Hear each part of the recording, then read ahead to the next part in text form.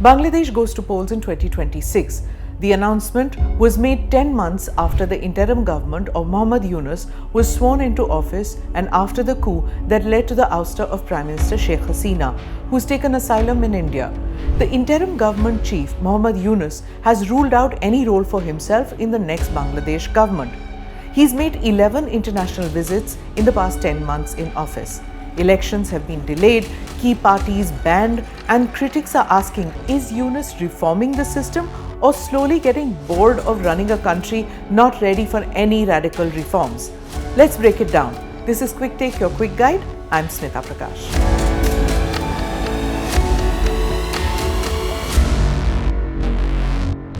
Why is Yunus still in power? One thing you can certainly say about interim in charge Muhammad Yunus, he loves to travel. In Dhaka, the conversation is picking up pace, whether Yunus is disinterested in holding elections and handing over reins of power to a legitimately elected government. He said he would step aside after facilitating elections, but now the vote is delayed till April 2026, and even that's uncertain. Political parties, including the BNP, wanted elections by December this year. The army chief has drawn a clear red line.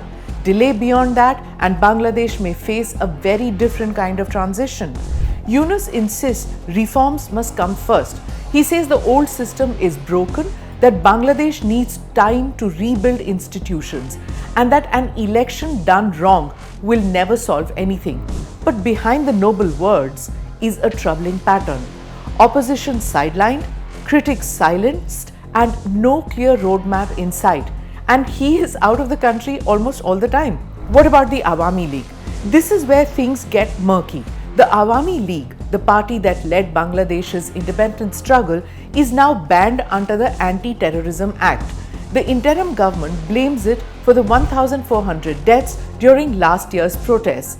Yunus has painted the Awami League as a criminal enterprise. But critics argue you cannot have inclusive democracy by excluding your founding party. However flawed its recent leadership may be, banning the Awami League undermines the legitimacy of the entire process. Meanwhile, while the former Prime Minister Sheikh Hasina faces crimes against humanity charges, other controversial groups like the Jamaat-e-Islami have had their bans lifted. So what does Yunus actually want? He says he won't stay in power. In fact, he waved his hands emphatically and said no way when asked about taking a post-election role. But his actions tell a more complicated story. He's pushed reforms aligned with his vision. He's tried to control the military's internal appointments. He's made controversial foreign policy moves, including open support for the US-backed Rakhine Corridor. In fact, Army Chief Waqar-uz-Zaman has publicly accused Yunus of trying to reshape military leadership and stalling elections for personal and foreign interests. Anti-India shift. Yunus's foreign policy hasn't just raised eyebrows, it stirred genuine alarm. His remarks in China calling Northeast India a landlocked region were widely condemned.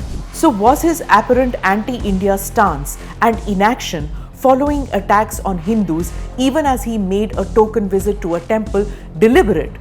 But it didn't end there.